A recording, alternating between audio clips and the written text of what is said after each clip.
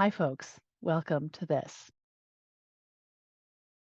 As I mentioned in my little spiel like an hour ago, the pandemic disrupted the routines of our kids, which disrupted their learning lives and emotions, right? The way children have developed has been disrupted. And yet they still develop. It's not like it stopped, it's just shifted. It's not developed in a way that we, parents, teachers, and society, are used to. So, I have a couple tips for you as you navigate this post pandemic parenting. Tip number one for post pandemic parenting is I want this to sink into you. Your kids are not behind. We've heard that from testing and people worried about their development, their emotional development, their knowledge, their skills. I want to relieve you of that feeling. My kids are behind. It is true that their behaviors, their skills, their knowledge has all developed in a way that we may not have expected. In fact, it almost makes sense in view of the interruptions to routine and the uncertainties that they experienced during the pandemic. Those behaviors, skills, and knowledge where they are right now, it almost makes sense that that's where they are, but they're not behind. So take the disruptions to routine, add on any interruptions and uncertainties of casual violence that seems prevalent right now, especially for some specific communities, our BIPOC communities, LGBTQ plus communities. Add those on, and their behaviors almost make sense. They're not behind, they're coping. So let's take them where they are and respect them for what they're going through and then grow from there. I can help you move from struggling with those coping behaviors that we see to knowing what to do when we see them, parenting with peace and confidence. Let me explain a little bit about behaviors and where they come from. Disruption from routine is stressful. The world suddenly being a place that is less safe than before is stressful. Fear of bodily harm causes a stress response. Those are all things that our children, especially our older children, are very aware of these days. So the stress alarm goes off in their brain. You see the little brain on fire on this graphic. And then that stress alarm sends a message to the glands to send out stress hormones. Those stress hormones are chemicals that zip through the body and create body wide physical responses. The heart beats faster, the muscles get stronger, all these chemistry things are happening, which also then go back, those physical responses circle back and re-affect the brain. So keep in mind, the brain is a part of the whole body.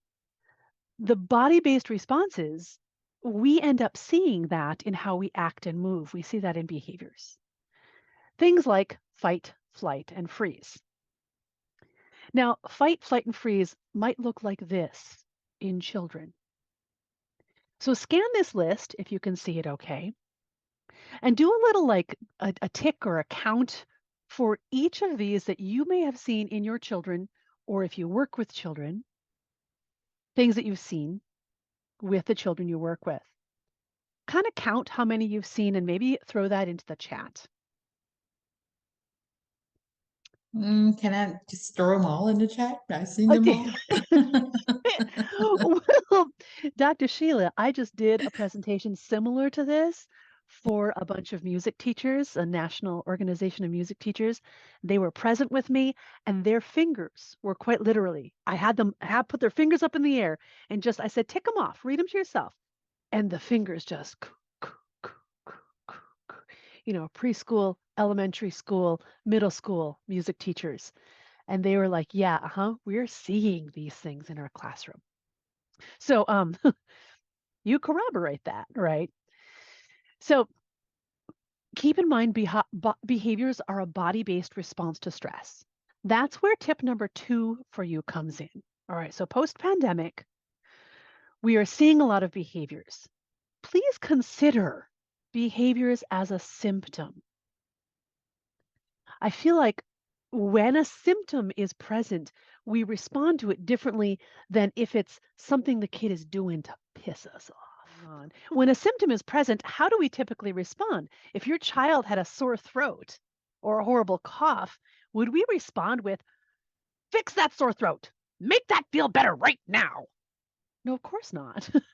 We would do things to help them, maybe get them some tea with some honey or take them to the doctor or keep them home from school. So we would respond differently. So consider behavior as a symptom and let's respond differently instead of energetically, angrily coming at them. This is my free gift to anyone who watches this. Text the word help to this phone number on the screen. And that's my text only number.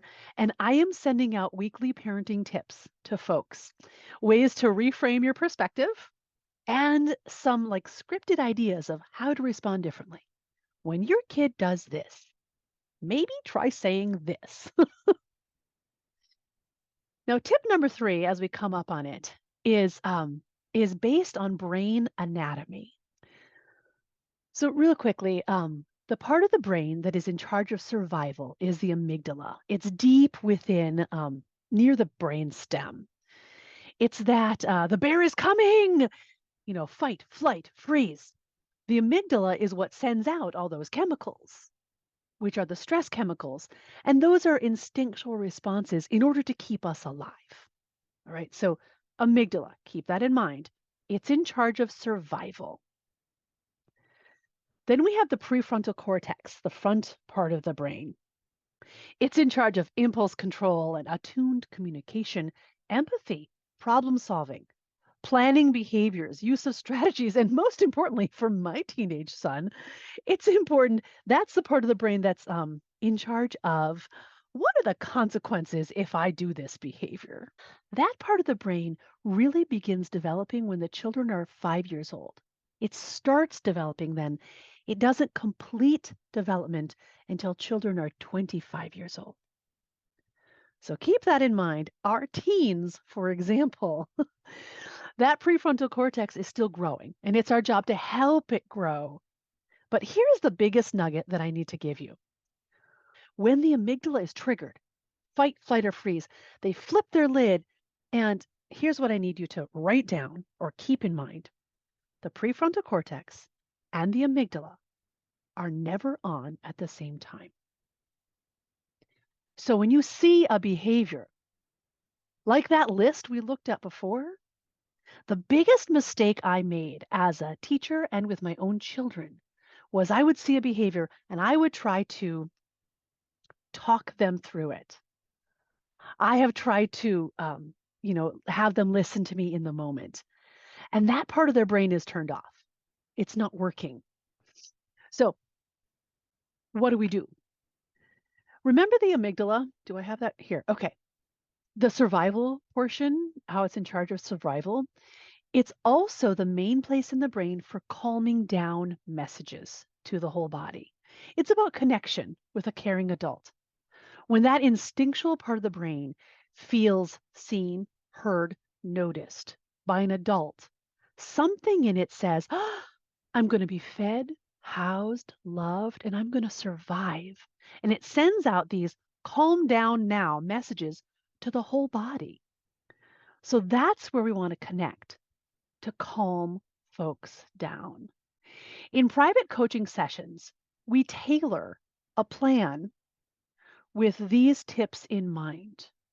I listen to you tell me about your child, your situation. Note, the child is not present. It's just us. Every child is unique, right? Every household is unique. And then we come up with a plan together. Now, if you are wanting to learn more from me, definitely text help to that phone number for those parenting tips. These are tips to take home to help you change your perspective as you parent post pandemic. Is there more I could say? Of course there is, but our time is short.